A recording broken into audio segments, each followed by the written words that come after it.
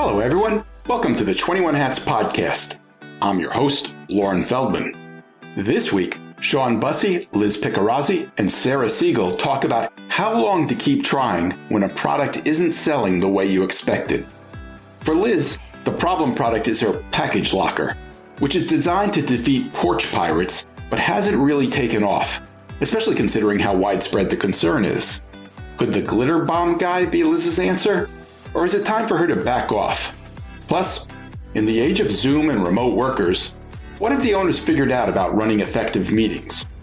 And if you're pricing a range of services in a proposal, do you price your offering a la carte? Do you charge everyone the same price? And is there a way to ease a client into a monthly retainer? Even in good times, owning and running a business can be a lonely pursuit. Our hope is that these weekly conversations, brought to you by our principal sponsor, The Great Game of Business, will let owners know they are not alone in facing challenges. Same thing with our daily newsletter, the 21 Hats Morning Report, which Inc. magazine named the best newsletter for business owners and which you can subscribe to for free at 21hats.com, where you can also find transcripts of our podcast episodes and lots of other articles and interviews. Joining me this week on the podcast are regulars Shawn Busse, CEO of Kinesis, which is based in Portland, Oregon, and works with small businesses on marketing, culture, and strategy. Liz Picarazzi, who is CEO of CityBin, which is based in Brooklyn, New York, and makes trash enclosures and package bins. And Sarah Segal, who is founder and CEO of Segal Communications, a public relations firm based in San Francisco. The episode is titled, Why Isn't This Product Selling? Welcome, Shawn, Liz, and Sarah. It's great to have you here. To start today, I want to talk about meetings. I've deliberately avoided this topic, mostly because I've spent too much of my life in bad meetings. But a lot has changed in the last couple of years with the technology, with more people working remotely. In some ways, I think it's gotten a little bit better. In some ways, it's gotten much more difficult. But there's also this constant growing awareness of how bad meetings are. So I'm wondering, has anything changed for you guys? Have you figured anything out? Has it gotten better? Has it gotten worse? Honestly, you just sort of set up like the typical meeting problem with that, right? Which is creating engagement. It's so much harder to create engagement when you're in a virtual space. That's just been my experience. Well, here, let me point out something funny about that, Shawn, because arguably we are having a virtual meeting right now. And right. People actually go out of their way to listen to our meetings that we have virtually. And I have a sponsor that pays me to be associated with these meetings. So in a way, that kind of suggests that it is possible, right? Yeah.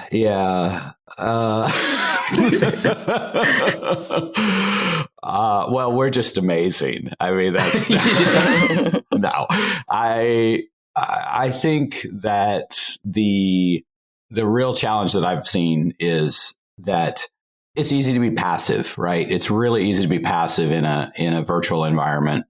And so to your point, why do people listen to our meetings, right? You know, the reason is, I think, two things. One, you've got a highly engaged group in the meeting, right? Everybody's here voluntarily. We're excited to share our experiences and learn from each other. So we're a highly engaged group. And then I think the other key piece is you're the facilitator. So you, Lauren, you manage to kind of keep things moving forward, prompting people, asking the right questions. And so the experience I've had is that running a meeting has become, it puts a lot more work on the person who's facilitating the meeting, because they not only have to, present what they want to share, but if you want to make it a great meeting, they have to engage everybody in the room.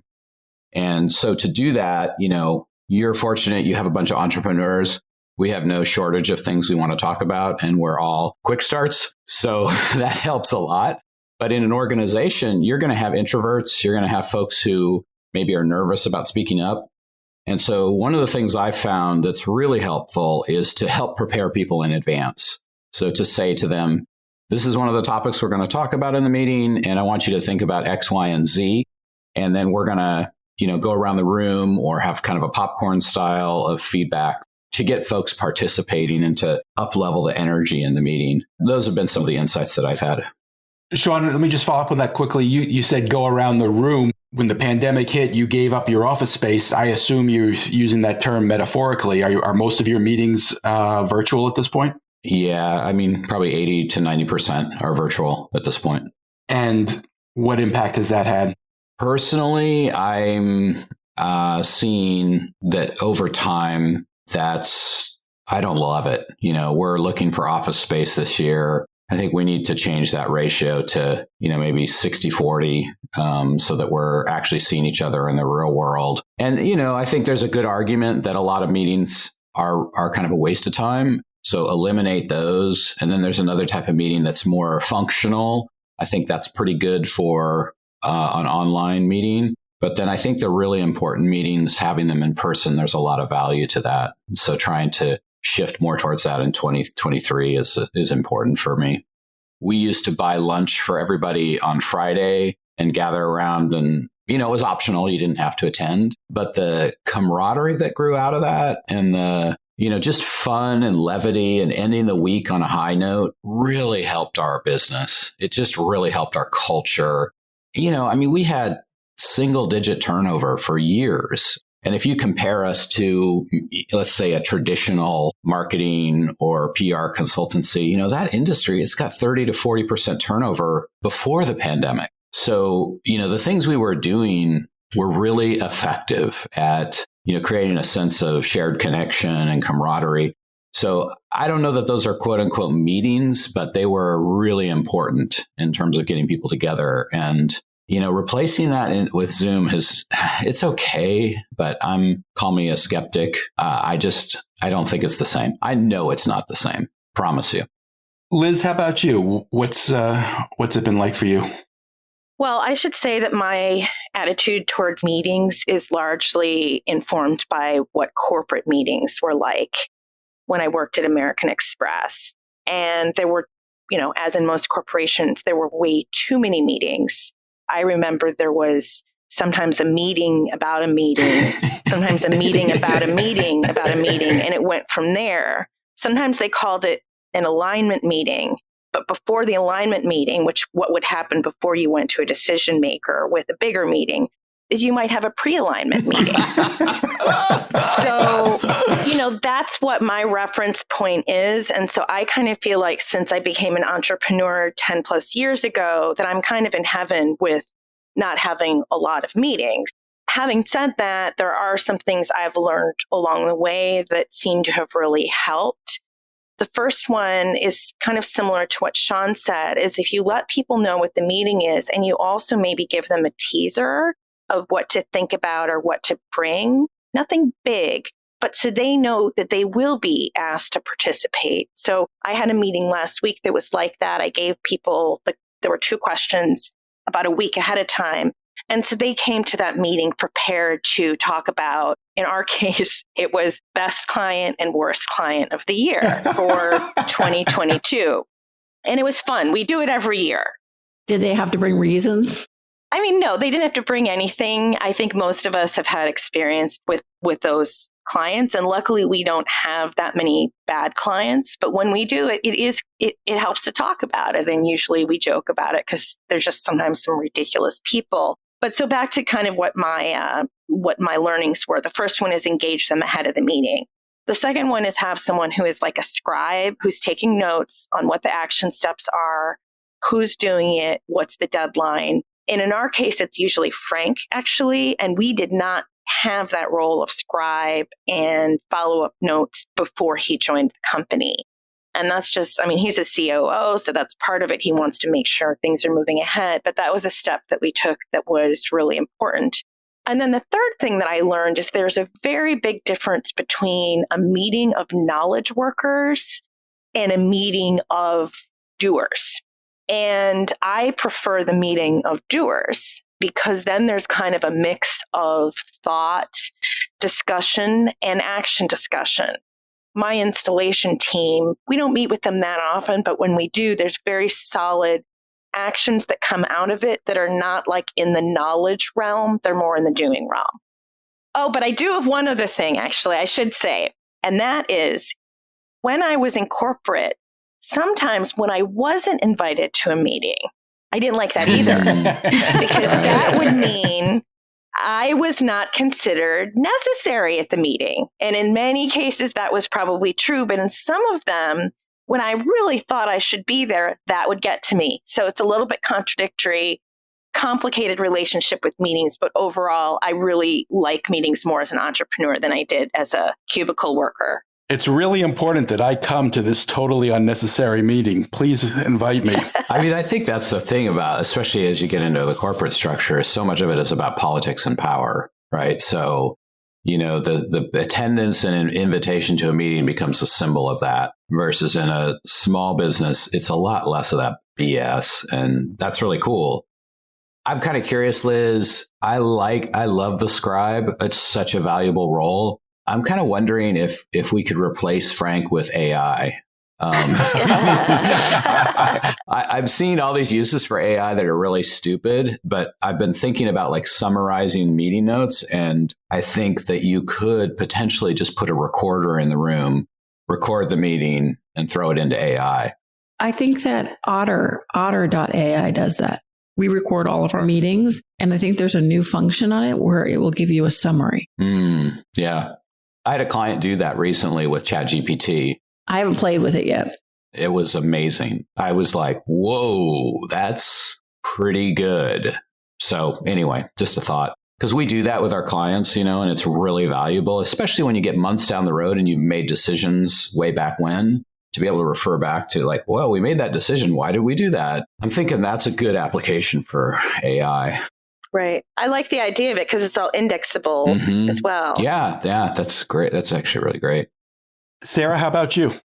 First of all, I think that most of you know that I want to say a year ago, we switched to having something called non-meetings week. Yep. Where we were finding that, during COVID and it just too many Zoom calls that people were getting burnt out of having to prep for client calls. So we only have meetings with clients every 2 weeks. And we've never had any pushback from that. In fact, most of our clients are relieved that they don't have to talk to us every week. But the way that we kind of sell that as a feature is that we're on Slack with them all day, every day. So really the meeting that we have every 2 weeks with the clients is it just to talk about things that aren't effectively talked about on a Slack chain. We send out an agenda for our calls with clients. We have a scribe on every one of our client calls, and then we send out action items. So that's basically our this is what we talked about. It's a Google Doc, right? And we just, cut and paste and update it, and it's for the entire year. So you can search it pretty easily, which is nice. One thing I try to do is I make sure if there's a meeting that involves my greater team, which we have a weekly meeting on Mondays just to get all of our ducks in a row, is to make sure that most people have some sort of ownership where they have to run through what's being done. So everybody gets called on and it's not a surprise. So it takes those people that kind of like to not be in the center stage and make them kind of participate. Do either of you have all hands meetings or, monthly team meetings, any kind of like a way to distribute to the whole company what's going on? We have one every Monday. Even in your non-meeting week? Yeah. Mm-hmm. So you do have internal meetings. We try to arrange them where if there are people that are not on certain clients, that we address those clients and the things that we need to do for those clients early on so they can drop off the call so they don't have to stay the whole time. But yeah, even our contractors are on that call. What about you, Liz? Yeah, we do meetings every Tuesday. Actually, I shouldn't say all hands on deck. It's the office team and not the installation team. And with that, everybody just brings what they're doing and we go around the room and we talk about it. We've got the scribe. The one thing I would say that doesn't always go as well is we don't often follow up on what is to be done. Like there isn't anyone playing that enforcement role. Mm. And so I don't think it's bad how it is, but I think it could be improved a bit. And I'm actually the worst person because I'm like the entrepreneur with ideas all over the place. I'll volunteer myself to do things and then I won't do them and I won't remember because I I didn't take notes of the meeting either, Right. so. You got to get somebody to put it into your project management system and then assign it to you. Absolutely. Because Yeah. it's like sometimes, especially if they're writing tasks, like I am one of those people where I am a good writer, but I have to be inspired to write. And that may take 3 weeks, Mhm. So if it's something that's due, having that person follow up with the action items is something I need to put in place. Why isn't your scribe Frank following up and keeping track of what you've committed to? That's why he needs to be a robot. I would actually pass that baton, Liz, and I would say, whoever is asking you to do that writing project or the project that you said that you volunteered yourself for, is say to them, hey, keep following up with me on this. Yeah. So it's not on you if you don't have like a checklist that you go by. Yeah. Well, and I sometimes do that, but inconsistently to ask like the project owner to follow up. But I feel like I'm the bottleneck a lot of the times, and I hate that feeling. So I really need someone to also enforce that with me. I mean, back to your question, Lauren, around what has changed and what have you given up?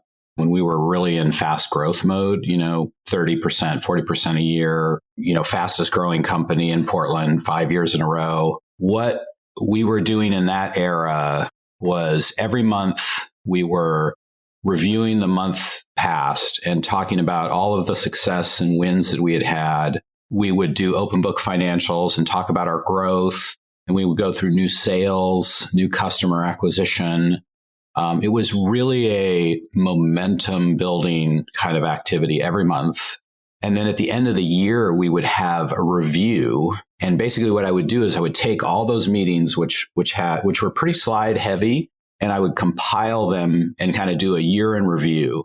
And what was really cool about that process was that it just generated a lot of awareness around what we were achieving as a company. And I think that's a real value to a meeting in terms of sharing what's been accomplished, because it's really easy to forget what you've done, especially over the course of a year. And bringing people into that momentum as a company was very, very powerful. The reflection I've had on that in the years since is that it puts a lot of onus on the owner if they're kind of like the center of that kind of ringmaster cheerleading kind of thing, which I was at the time. And that can be kind of tiring. So I think taking the good of that, of reflections and momentum and sharing, is a very good thing for a meeting. And I think it's easy to forget what you've accomplished as a company because you get so focused on doing the work and delivering the work. No, that's important. Like we're terrible at that in terms of recording our wins because we're so focused on just, doing the day to day that, we work on submitting for awards, but we're very bad at being like, oh, okay, we got all this coverage or we did this wonderful thing in March and it's like December because we've moved so quickly and so far beyond that and we didn't record it in any way. So that's a really smart kind of way to get everybody excited about the momentum and of the company. Sarah, at your regular staff meetings, I assume you have a mix of people who are in the office and people who are on Zoom. Is that right? So we have a new office, as I mentioned, I think in previous podcasts. Have you moved in? We've moved in. We're still like furnishing. Everybody who's on staff was in the office on Tuesday and it was so nice. And there was just this buzz in the air that I think everybody was excited about.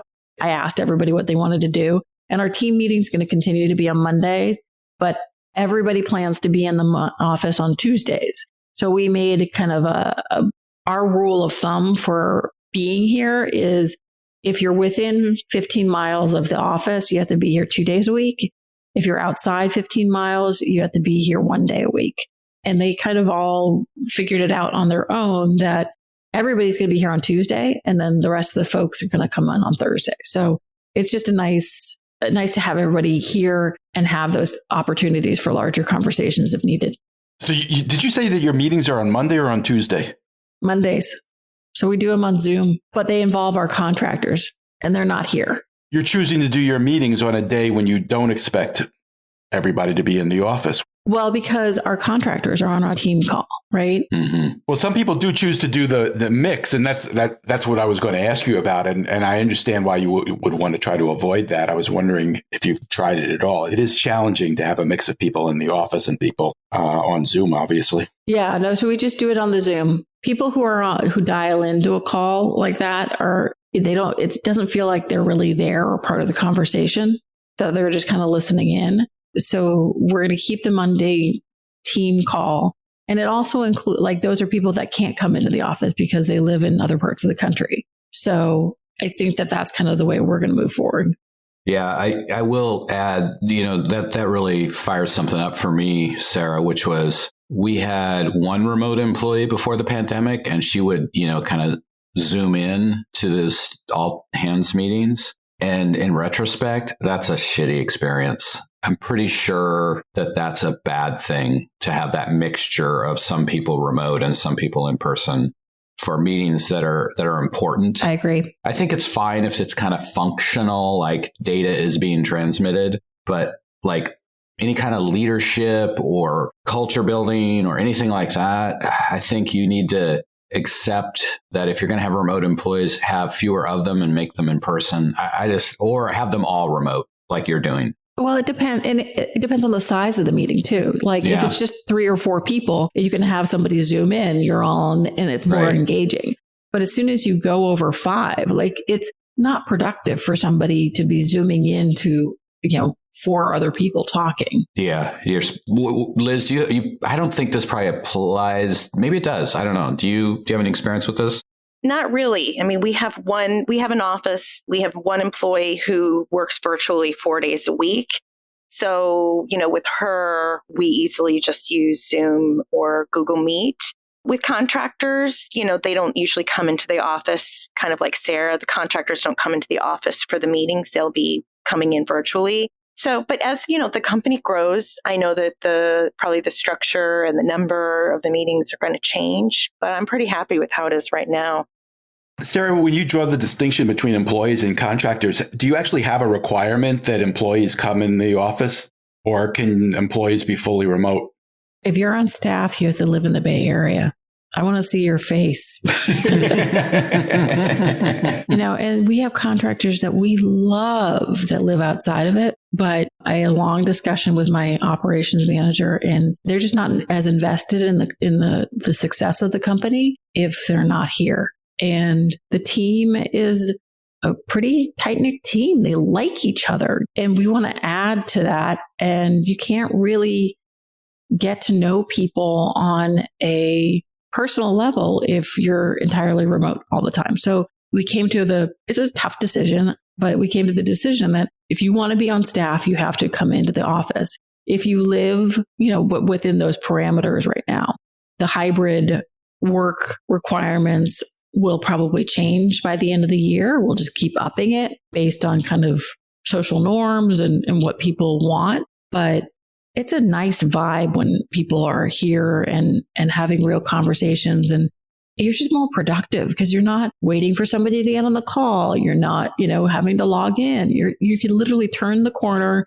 or look across your desk and say, hey, what do you think of this? Hey, can you look at this? And it's a time saver too. What are you going to do when a valued employee tells you they want to move across the country but remain an employee? I will cry.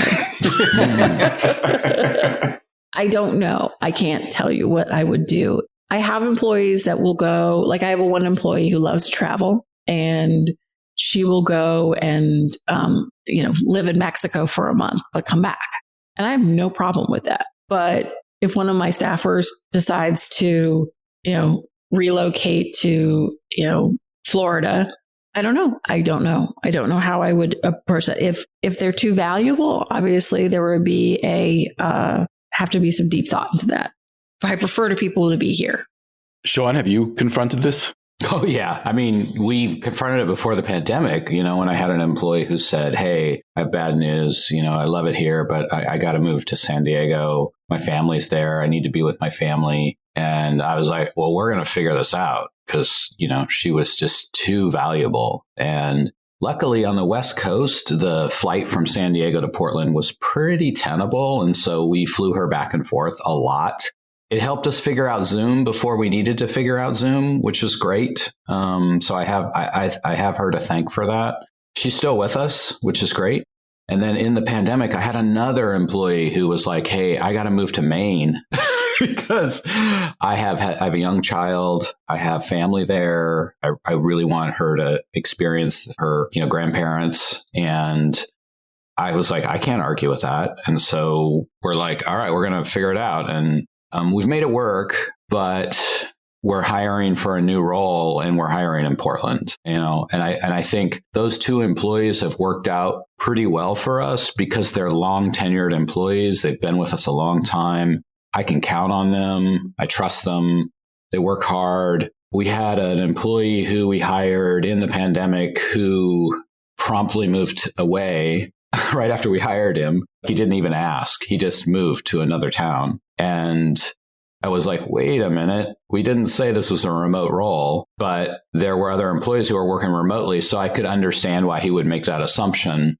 We made it work, but he ultimately didn't work out as an employee. And I've reflected on this a lot. And I think that he missed out on the mentorship, the one-on-one connection. He missed out on the kind of cultural norms that we establish when we're together. He missed out on just a lot of the camaraderie. And I've thought about this a lot, and I'm like, onboarding somebody remotely takes real discipline, and it can be done. I've seen our clients do it, but it's a whole different thing. And so going forward, I'm not gonna do that anymore. All right, next topic. Liz, you've told us a few times that you're feeling some pain with regards to your package bin line. My quick summary, correct me if I'm wrong, is that you believe in the product, but you haven't gotten the sales you expected. And now you're feeling some pressure to focus on other products that are selling. Do I have that right? And what's your current thinking? Yes. So you get it absolutely right, Lauren. In 2022, there was a lot of discussion about whether we would even keep our package lockers going. And I'm very much in favor of doing that. And I have won that argument. We are going to continue our package lockers. They are profitable, but barely. So the kind of the background on this is that after we had our trash enclosures, there were people that saw the potential in our trash enclosures as package lockers. So as much as I would love to take credit for our package locker, it was actually our own clients that saw that potential and brought it up with us. And so we adapted our trash enclosure to package locker, and we've been selling them now for, I guess it's 4 years. We have 2 different types now. We have a second one that I developed and we launched during the pandemic. And that one has not done quite as well, but it is one that we developed because carriers can deliver into that package locker without having to use a lock. And that is one sort of inhibitor of the first package locker that we developed called the parcel bin. So the conundrum is that we are really known right now as that trash enclosure company, and that company that's in Times Square, and we get a lot of press for our trash enclosures, and we rarely get much attention for our package lockers. However, we were in Curbed, which is a division of New York Magazine, last month for the holidays, which was really good. And that was one that I successfully pitched to them. So for me, it's almost like less of a financial issue and it's more of a brand issue. And that's that I really came to understand City Bin as evolving toward an outdoor storage brand. So really to be the outdoor storage of California Closets. So California Closets is all about interior storage. City Bin is all about exterior storage. And that can be a package locker, it can be a trash enclosure, it can be a mailbox, it can be a deck box. And we have all of those products now. If you look at City Bin marketing 3-4 years ago, you're going to see it's very much about the outdoor storage brand that can be modularly combined together. So it's a very unique product to be able to combine trash and recycling enclosures with a package locker, with a mailbox, and actually with planters. in the California Closets model of modularity and being able to add on, that was something that really, really excited and continues to excite me. But it does mean to continue to invest in components that aren't selling nearly as much as the trash enclosure. And the other reason I've been very attached to that is if I ever were to be acquired, if I were the acquirer, I would like the idea of acquiring a portfolio of products that work together. The modularity, I think, is incredibly valuable. And so to kind of let go of investing in, whether it be time or money, in the package locker, it feels a little painful. Why do you think the bins haven't sold better? So I think it's that we haven't really put much money behind marketing. I think that aspect of having the carrier need to unlock the bin is an inhibitor. The package lockers on the market are just a drop function, so that the carrier can drop the package in without having to use a lock. So Amazon, I want to say, has this feature that we tried briefly where they can automatically open our garage door and drop packages in and close the door. We stopped it because our dogs were attacking them. Literally ended up with a driver on top of a car after our dog got out after them. But could you do something like that so that the package bit, like the accessibility for the driver, is easier? I don't think we would ever go that direction, actually. Too high tech? It's too high tech, for one. Second, our main market is New York, and people don't have garages or driveways or alleys here. There's really nowhere but inside an enclosed bin to leave something. And then the other thing is, I don't think Amazon's offering has been very popular. I know when it first came out, I felt a little threatened, and that went away. It went away. I mean, the other thing Amazon is doing, and probably a lot more successfully, is they have their lockers in a lot of 7-Elevens, gas stations, Whole Foods. And that, while will protect the package, it certainly is not convenient. If you buy something online, it's largely about convenience and to have it delivered to your house. If you need to get in the car and drive to Whole Foods and go to a locker, then that takes away that convenience factor. Yeah, I love the concept of it, and I think it's worthwhile, especially in my area, people are constantly getting things taken off of their from porches. I mean, if you look at TikTok, there are thousands and thousands of videos of people, sharing their Ring cam of somebody stealing. There are people that sabotage people that steal packages. I can't imagine this. Maybe it is a marketing thing, but glitter bomb guy, right? Yeah, the glitter bomb, right? The glitter bomb. For those of us who haven't heard of this, I can guess, but tell me, what's the glitter bomb guy? Yeah, so there's this YouTuber named Mark Rober. He actually used to be a NASA scientist. And about 4 or 5 years ago, he started doing videos where he baited packages. He had cameras all around with glitter that he had engineered to basically explode when the thief opened the package. In subsequent, releases of it, he even put iPhone cameras in every direction, all 4 directions, to be able to video the perpetrator, but also to upload the video to the cloud to be able to then give to police. One of the last functions he added was actually a fart spray, where when the person opened up the box, they got sprayed. And so in the videos, you will see these thieves being sprayed with the fart spray. Okay, you need to partner with him. I'm serious. You need to partner with him. He needs to be your spokesperson.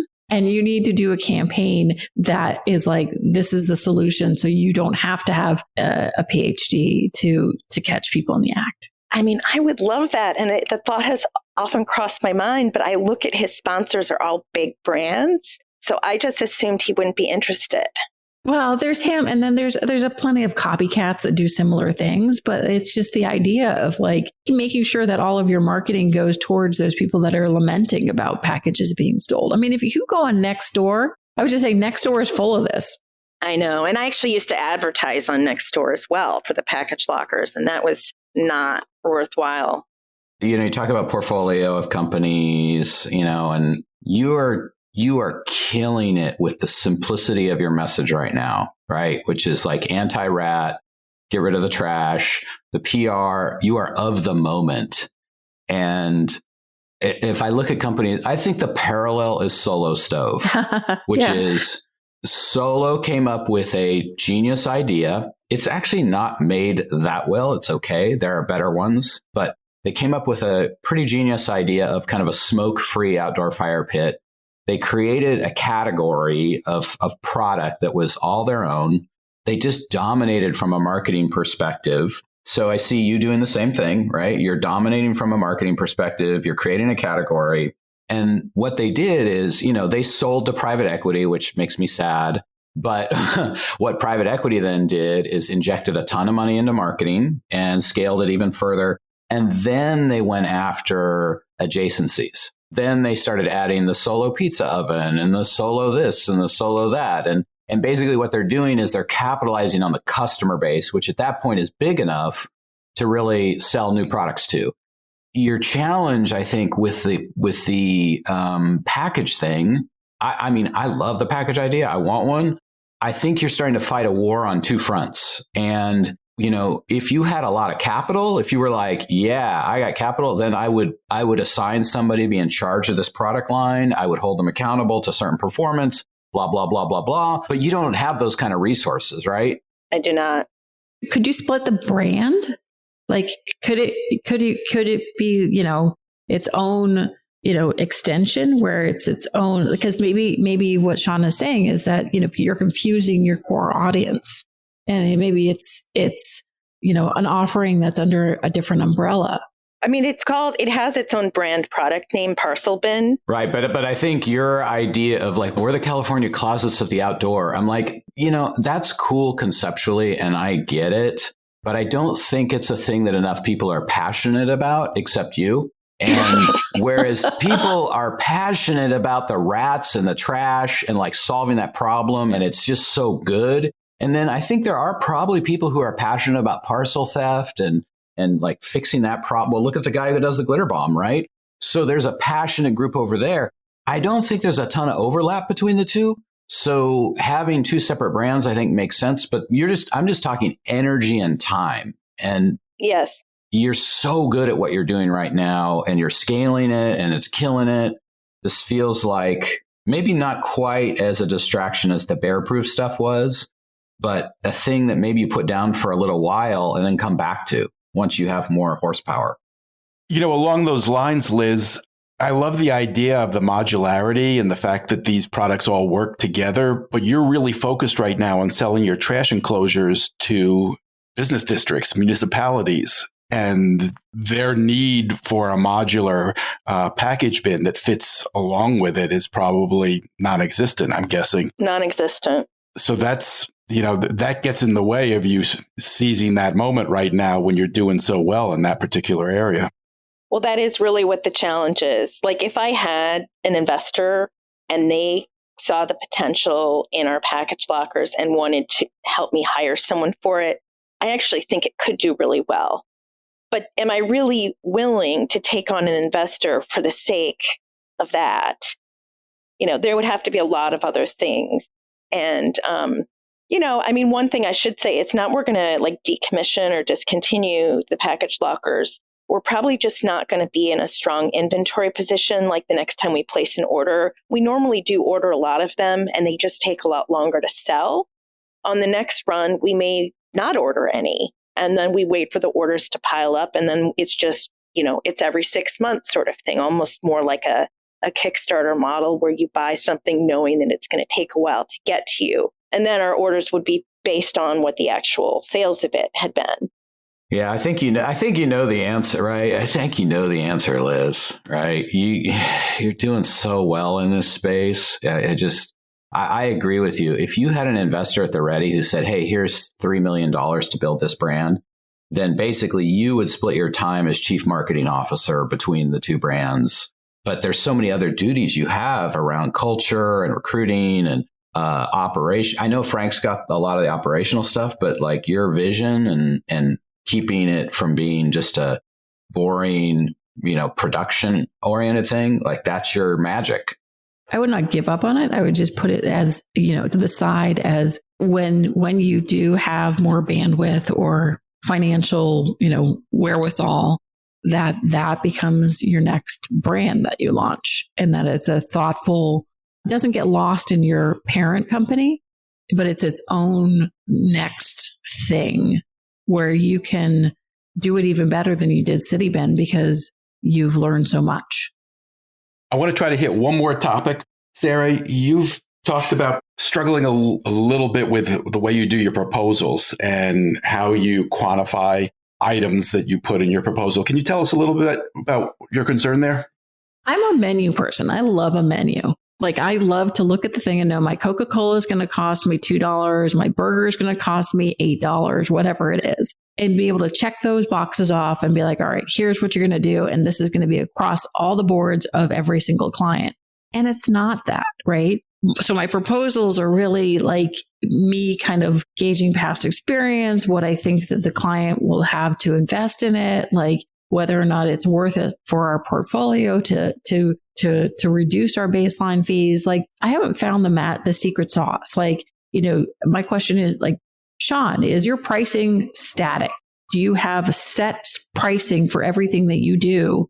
Liz, it's a little easier for product because you know what goes into the product and here's your price. But like, in terms of the service industry, it's just this foggy gray area that I struggle with.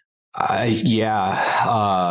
the pressure a lot of times from buyers is they want a la carte too, right? They want to be able to buy this, but not that, and and that adds complexity to the sales process. What we found works really well, and I don't know if this can work for you or not, but we found that the early stage work we do with a client, we productize that. So we call it a thing, we call it True North. It's a set of certain activities that we've done over and over and over again and are really valuable. And most clients haven't done 80 to 90% of them.